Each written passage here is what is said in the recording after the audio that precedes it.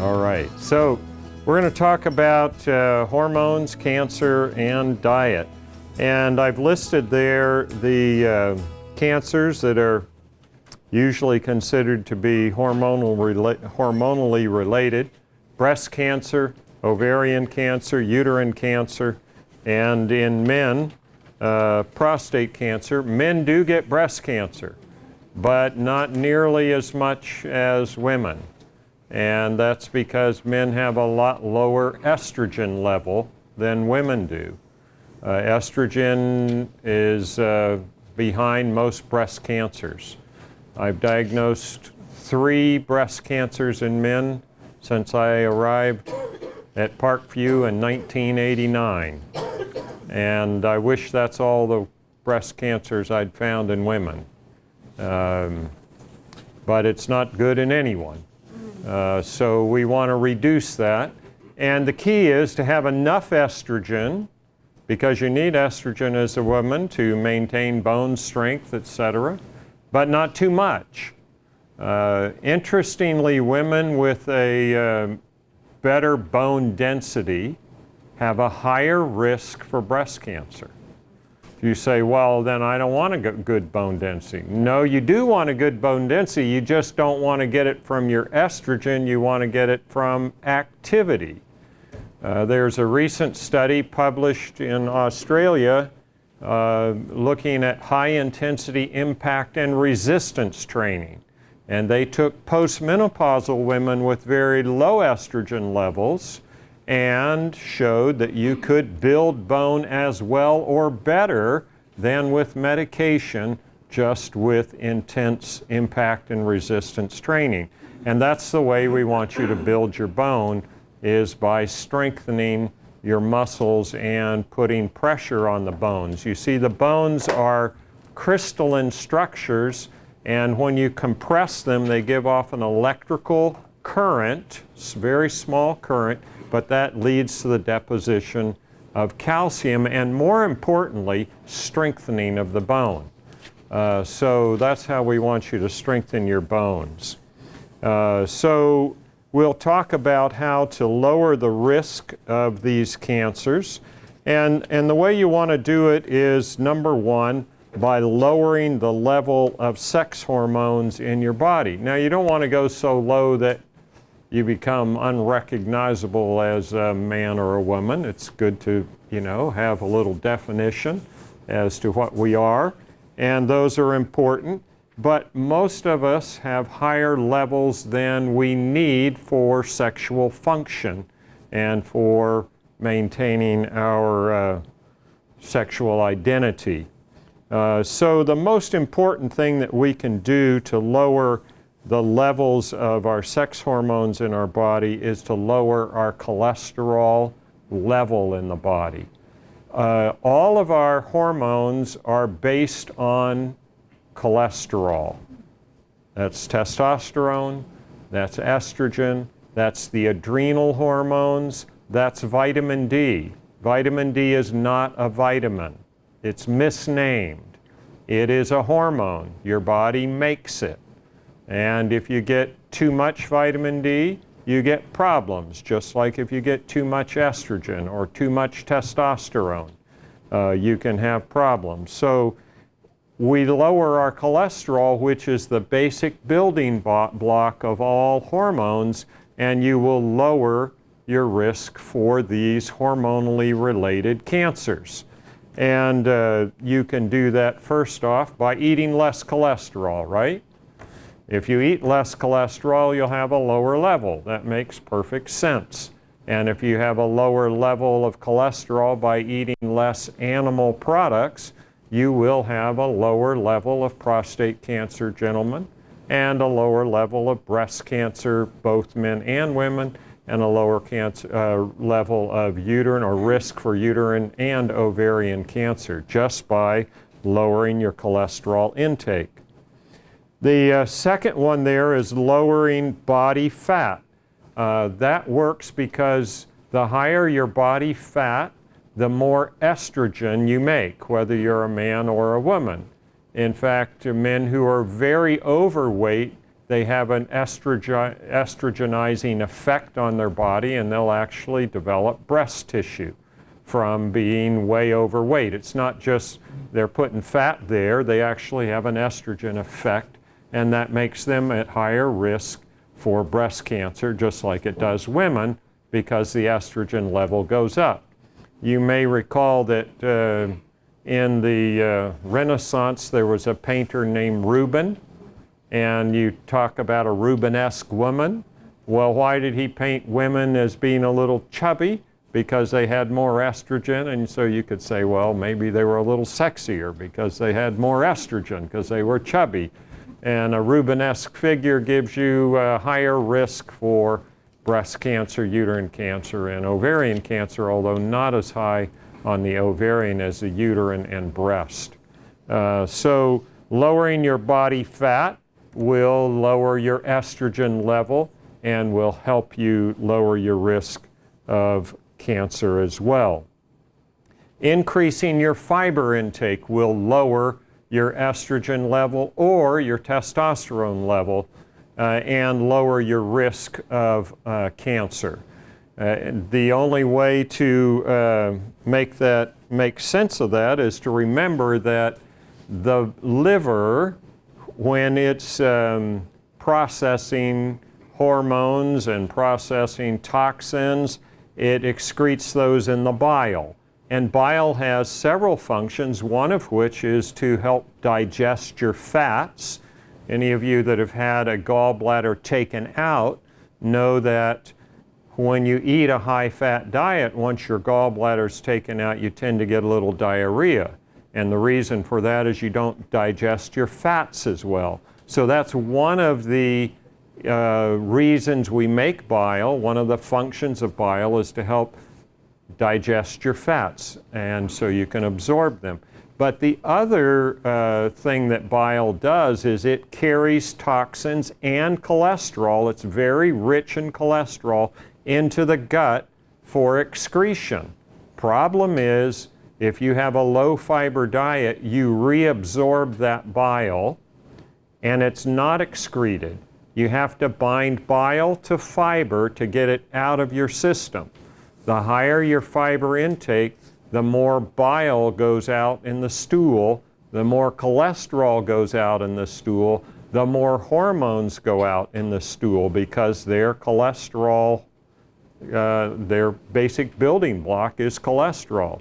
So if you want to really lower your estrogen or your testosterone level back to what you need, then you eat a much higher fiber diet. One of the reasons why we get gallstones, have you ever known someone that had gallstones? Well, next time you meet someone with gallstones, say, well, I know why you got them. Because you didn't eat a high enough fiber diet. Because what happens is if you reabsorb that bile over and over again instead of excreting it, the bile in the gallbladder becomes increasingly concentrated, and as it gets more and more concentrated, then the stones start forming. They form from very concentrated bile. So if you look at countries or areas in countries with very high fiber intakes, there's no gallbladder disease. It doesn't happen because of their fiber intake. Same process as when we're trying to lower our hormone levels back to physiologic levels, and that's with fiber intake. So to lower your risk of breast cancer, you want more fiber. To lower your risk of prostate cancer, you want more fiber. And that will help lower cholesterol and lower your risk for heart disease. It'll also lower your risk for breast cancer, ovarian cancer, uterine cancer, and prostate cancer. Question? Could you give some examples of good fiber? Sure. Yeah, the highest foods with fiber are all from seeds. Beans, flax, chia, grains. Grains are seeds. If you have any doubt about that, just take some wheat that you were going to grind and plant it. It'll sprout. Or you can sprout wheat. My wife has been experimenting with bread. I don't know if she'll make bread for this class or not, but you'd hope she would. It's really good. And what she does is she takes red fife wheat, which is an ancient grain, and sprouts it, and then dehydrates it, and then grinds it, and then we make flour, and it makes lovely bread. But the grain that you were going to grind for flour, you can sprout. You could plant it out in your garden. So any seed that will sprout is high in fiber.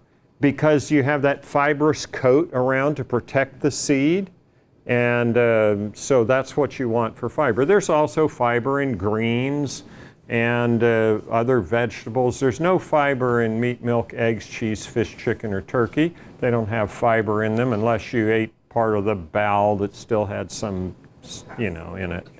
But you don't want to do that. So it's plants, and they're high in fiber, and the seeds are the highest.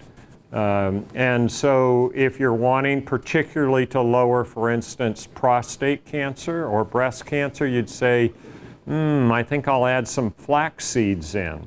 Not only for their fiber, they're rich in fiber, but they're also rich in, and that brings me to, we'll get to that. That's increasing phytoestrogens.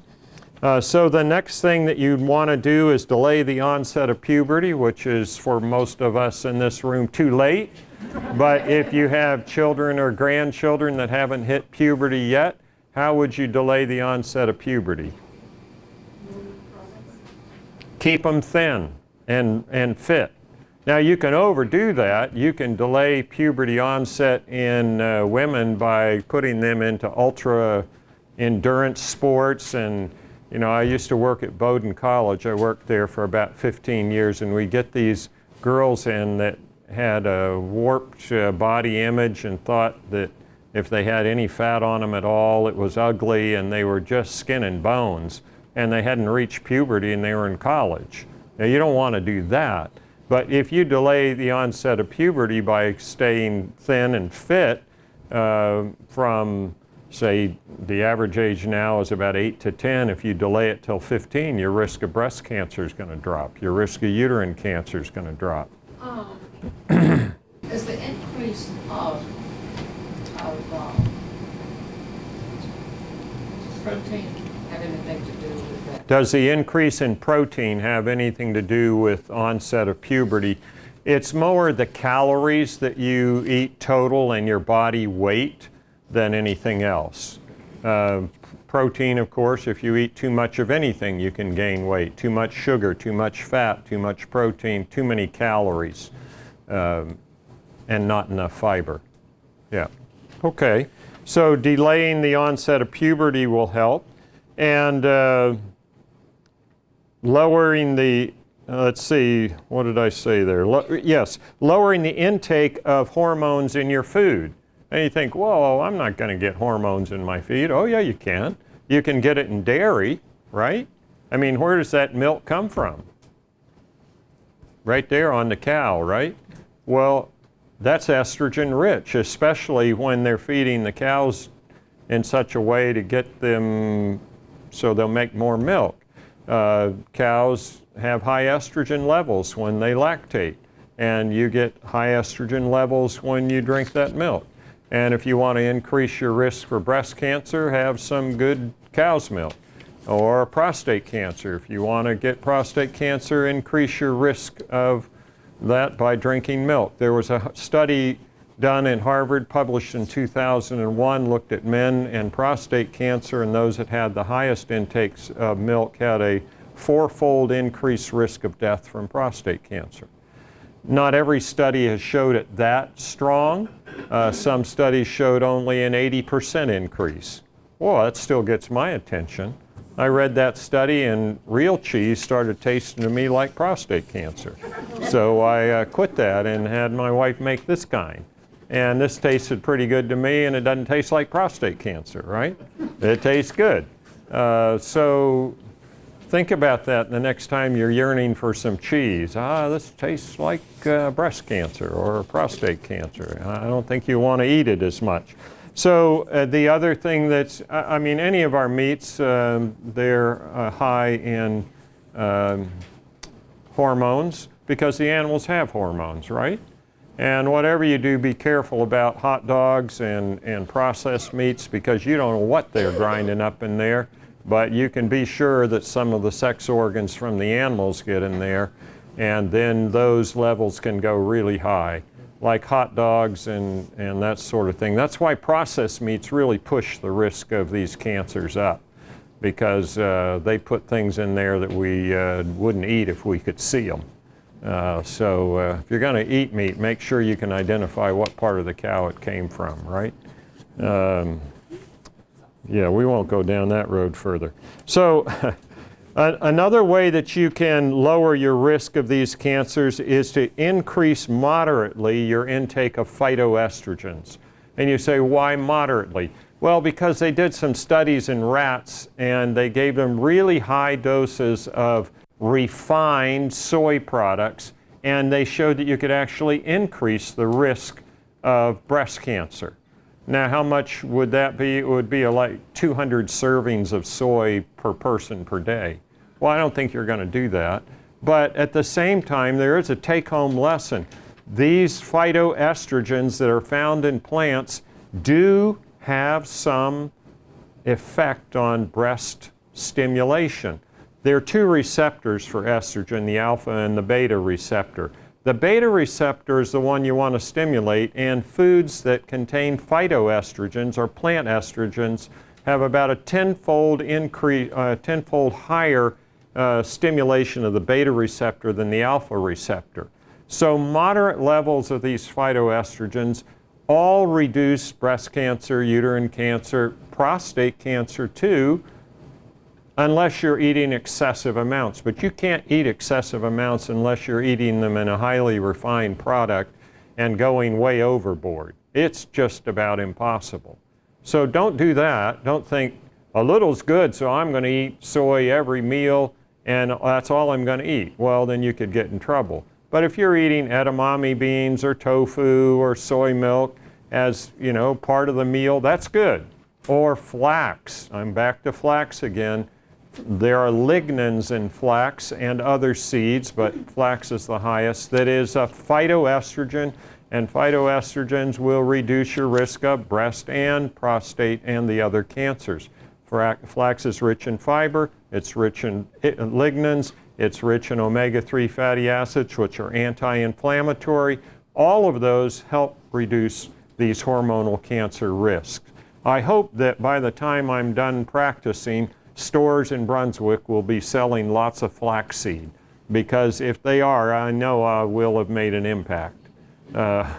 It's really good. All of us ought to be eating seeds, more of them. And if you don't like flax, you can do chia seeds or some of the others. But flax are really good, and they're cheaper. And they're easier to grow in America than chia. So that helps the environment as well, because it's local. You can also minimize your exposure to endocrine disruptors. Oh, what are those? Well, read plastic, okay? Plastics often contain chemicals that are estrogen stimulators, or they work like estrogen, and they work like other things.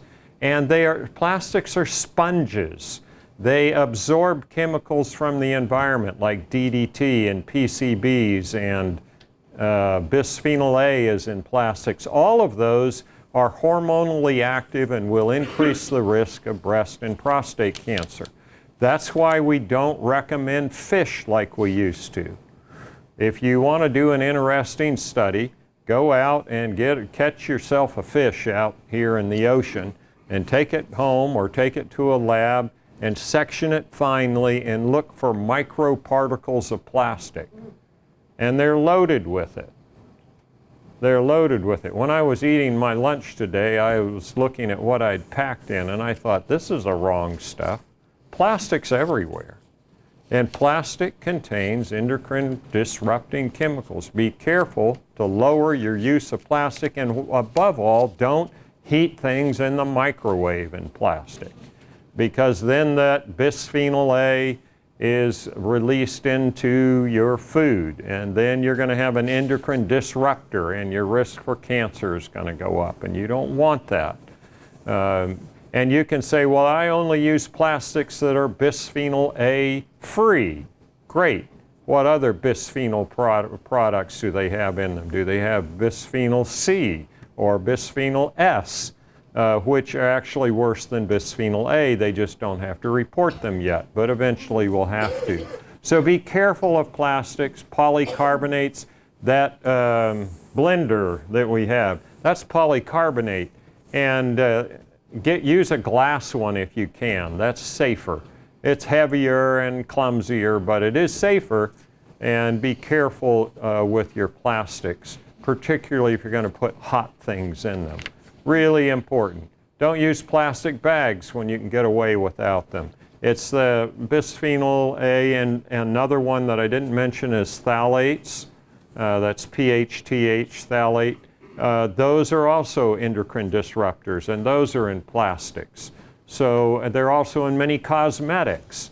And be careful of cosmetics. Read the labels and be careful of them. Don't put anything on your skin that you wouldn't put in your mouth. You know what the difference is between putting it on your skin and eating it? It's safer if you eat it. Because when you eat it, before it goes into your body, it has to go through the liver and detoxify it. But if you put it on your skin, it goes right into the bloodstream. So a general rule of thumb is, if you wouldn't eat it, don't put it on your skin. Think about that one. Yeah. Cheryl. Ladies, think about that when you're cleaning your house. Yeah. All those chemicals that you're using when you're cleaning or washing your dishes or whatever, the skin is the biggest organ you got. It's getting absorbed right in. Yeah. That's really important as well. You start thinking about that and you think, yeah, well, endocrine disruptors are a big problem.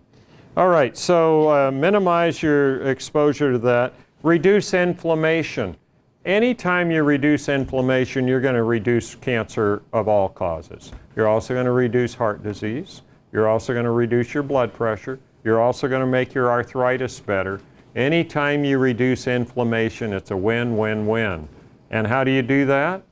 Increase your antioxidant intake in the food, not in a pill. The problem with the antioxidants is at one level they're antioxidants, that is reduce inflammation, but at a higher level they're actually pro-oxidants, and we've shown that very nicely with high intakes of vitamin A, vitamin E, and other substances. You're far safer to get them in the food than you are in a pill. Vitamin D is not an antioxidant, it's a hormone. In Maine, we don't make enough of it in the winter, and I think supplementing with vitamin D is a good idea. But be careful of the vitamins that are like vitamin A and E and some of those. They can increase inflammation in high dose. Eliminate alcohol and tobacco. 1 drink a week is enough to increase a woman's risk for breast cancer. So don't do it. We used to recommend alcohol. Doctors used to say 1 to 2 drinks a week is good to reduce your risk of heart disease. Yeah, and at the same time, you're going to increase your risk of dementia and cancer. Is that a good trade? No. I'd rather have a heart attack, thank you, than die with cancer and dementia. I guess with dementia and cancer, you wouldn't know that you had the cancer, so it wouldn't be so bad, but I don't want any of that. So it's not a good way to go, and the latest research doesn't look too good with alcohol and heart disease even. So if I just was talking to a patient of mine earlier this week, and he said, I don't drink every day. I said, good. I said, how much do you drink when you do drink? Oh, about 15 beers. I said, well, is that all? No, it isn't all. I like whiskey too. I said, well, why don't you do this? Why don't you buy a lot higher quality and drink a lot less? You know, spend $1,500 on a glass and have it once a year or something like that.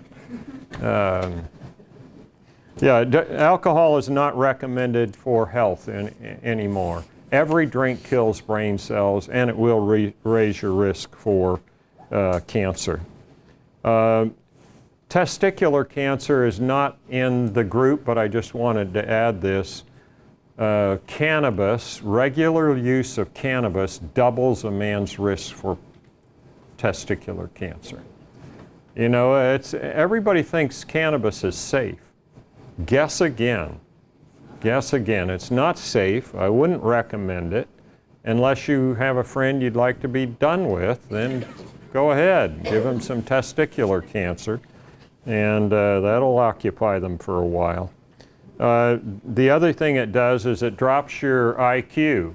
And that's not true as much in adults, but it's certainly true in teenagers. You can have a significant drop in IQ. And I don't know about you, but I've met some teenagers that were already their elevator wasn't reaching the top floor. So I wouldn't want them on more cannabis. You know what Mark Twain said? He said, "It's amazing how much my father learned between when I was 16 and when I was 20. Yeah, that happens, doesn't it? Okay, so just keep that in mind and increase your exercise. Exercise is really good.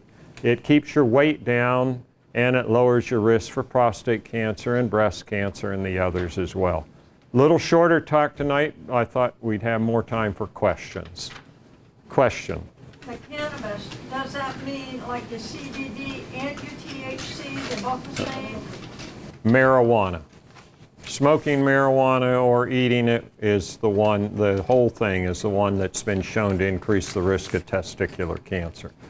I don't think we really know enough yet about cannabis. Some people are recommending it. There's bound to be some part of marijuana that's good because it is a plant, but we don't know enough yet. And we're on a grand experiment, and I think we're going to be really sorry that we made it available to the whole populace and said, really, it's not as bad as smoking. I don't care what you smoke, it's bad. We know now that smoking marijuana will increase your risk of heart disease more than tobacco will. I don't care if you smoke oak leaves, it's not good for you. I wouldn't recommend you burn wood and run up on your roof and inhale the chimney smoke. I mean, it's not good to breathe smoke. Whatever you're burning, don't do it, but certainly not cannabis. Yeah, question. Flax, you mentioned when you talked about flax. Is there any difference between using flax meal versus flax seeds? Yeah, flax meal versus flax seed. You don't absorb the omega-3s as well if you don't grind it because you don't chew it well enough usually. I mean, some people that are really compulsive will chew it till it's ground, but most of us kind of throw it in and swallow it. If you're going to throw it into a smoothie and blend it, you don't have to grind it first. But if you grind the flax seed, you'll get more of the goodness out of it. It's better for you. But do grind it shortly before you use it, or if you buy it ground already, keep it in the refrigerator. Cheryl. You can be really careful how you store it. Yeah. Flax goes rancid very, very quickly. So you want to store it in your refrigerator. I would store mine in the freezer, and I always buy it whole seeds, and then I have a little coffee grinder. And I use the coffee grinder to grind what I need at any given time. I will grind a little bit in advance and store that in the freezer as well. You definitely don't want to leave it out in your cupboards or your countertop. The other thing that you can do is when you buy it, you can vacuum pack it. And if you get a little pump and seal, you can seal it in a quart jar or a half-gallon jar, and it works really well. And then you don't have to keep your freezer going. Save electricity. Question. Is that true of other seeds like chia seeds? Yeah, all the seeds. Yeah, all the seeds, if they're hulled, pumpkin seeds are hulled, they'll go bad over time. But seeds are really amazing until they're ground. They stay good for a long time because nature packs them so that they have to stay good till the next planting time. So generally they'll last for a year.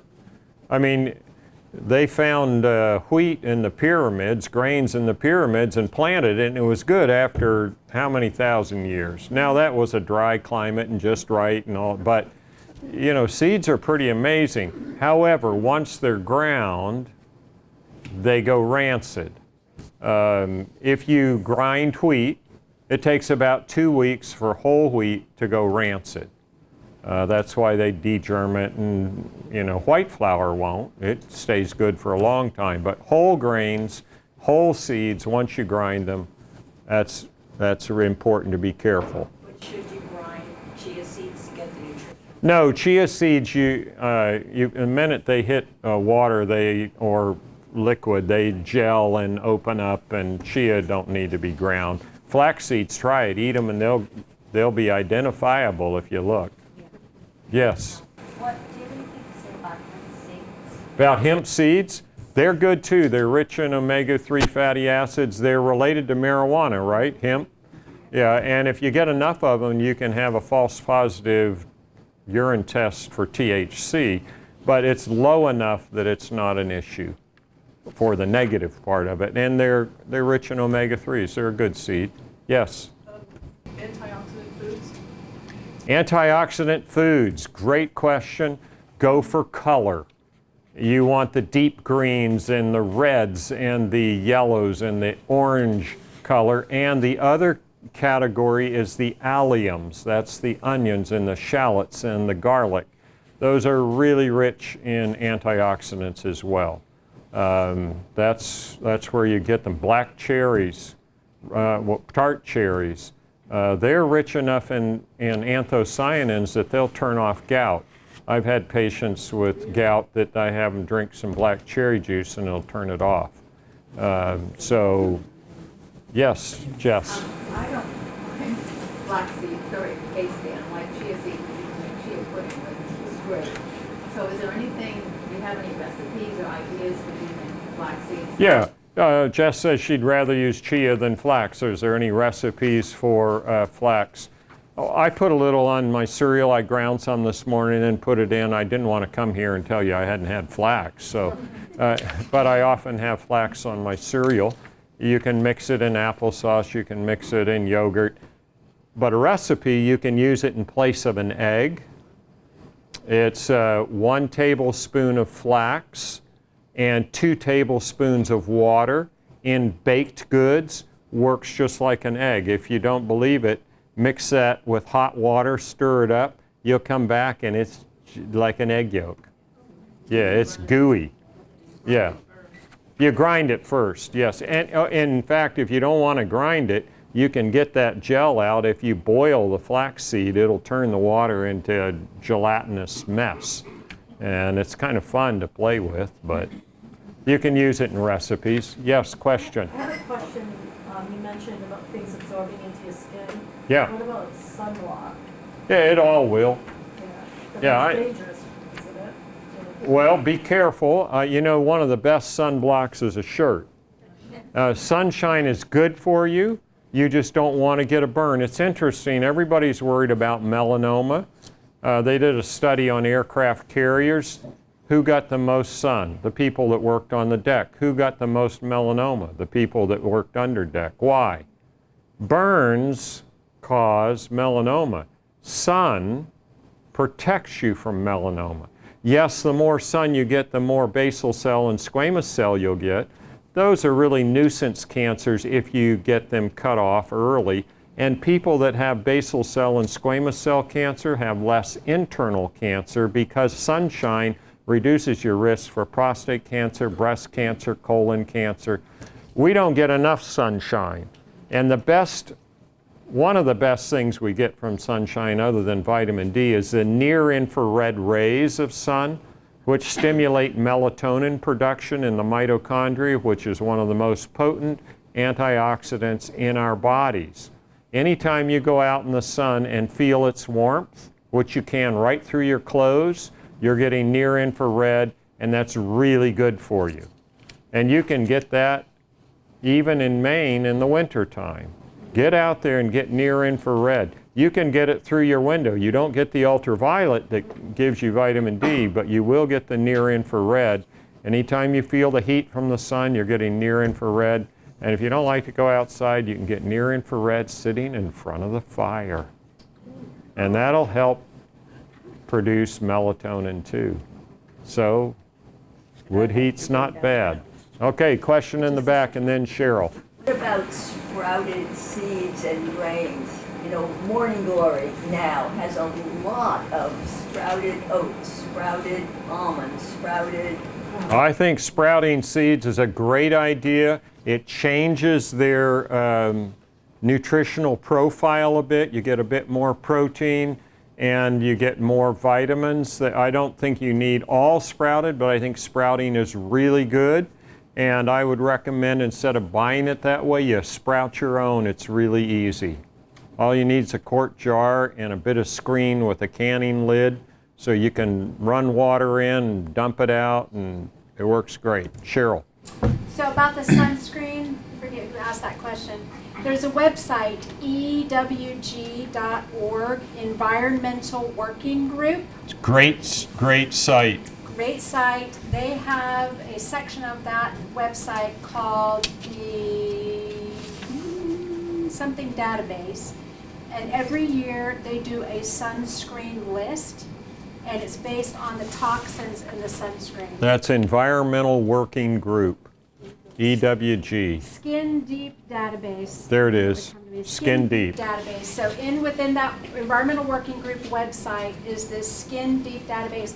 And this is true not only for sunscreens, but for other things, cosmetics, shampoos, all sorts of things. You can go and look to see, and it's rated on a scale of 0 to 10. 0 to 2 being, very little toxicity, none to very little, all the way up to 10. And what they list there is what are the ingredients by name, specific individual ingredients of concern, and then you can look to see what that is and what the level of toxicity that is. That's also the same website where you can go to find the Dirty Dozen or the Clean 15 Environmental Working Group. The Dirty Dozen is foods that have the highest pesticide levels. The Clean 15 is those with the lowest. And if it's on the Dirty Dozen, I recommend you try getting organic to lower endocrine disruptors. And many of the pesticides are in that same group. Sorry I didn't mention that. Well, you're probably tired and ready to go home and make some cheese, right? Thank you for coming, and have a good evening.